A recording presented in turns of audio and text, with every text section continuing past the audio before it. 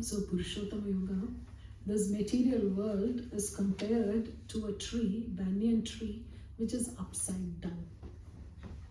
So the description of the banyan tree is given, so the roots are upwards.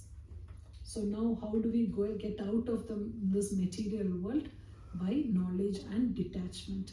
With knowledge and detachment, cut the roots. And that's how we go out of this material world. And then go out of the material world and go where? To the spiritual world. And what is a spiritual world like? Spiritual world is Krishna's world. How is the Krishna's world? Yad gatvana nivartante tadhama paramam mama. There is no need of the sun and the moon. It is self-illuminating. But the best part is, once we go there, we don't have to come back. It's like when we go for holidays, we go to a resort and it's so nice, no anxieties, everything is there, just relax, enjoy like that. But after we finish the booking time, we have to come back. Now, if we are going for a resort where no one will ask us to go back anytime, go anytime out of that place, that is spiritual world. Or like this young children, young boys and girls, they want to go for party. Or we also like to go for party. Now New Year is coming, we like to go for the New Year party. Just eat, be merry, happy, talk to friends and happy time. So if that happy time goes in eternity, that is a spiritual world. Where we don't have to face the material world again. So that is then Krishna says that if we have to go back, and if we are in this, he's telling Sarvasya Chaham Hridhi Sannivishto, I'm situated in everyone's heart.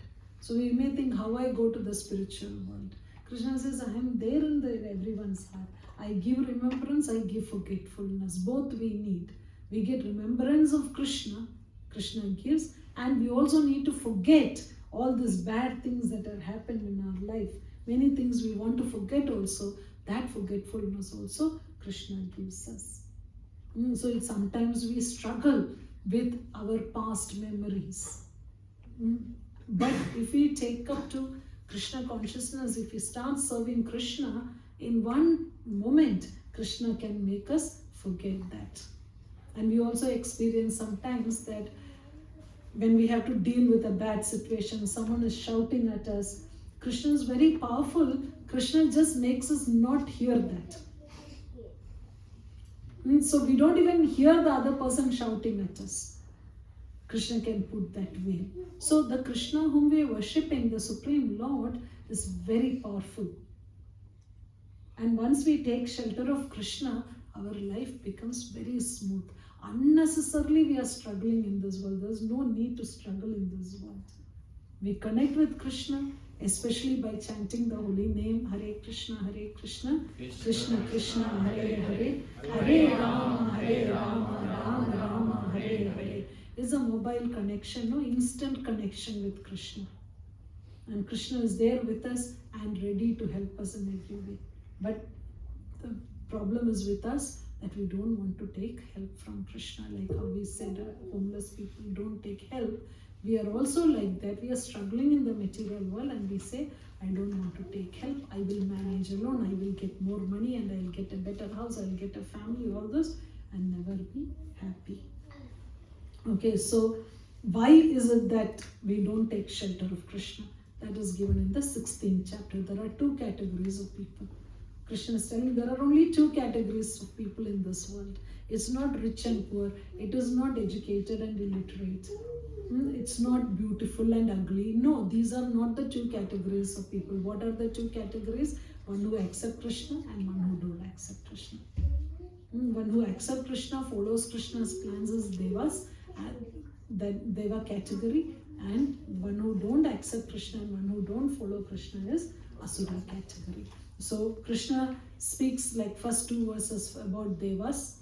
And Krishna says, Arjuna, you are in the Deva category. And the rest of the chapter is all about Asuras.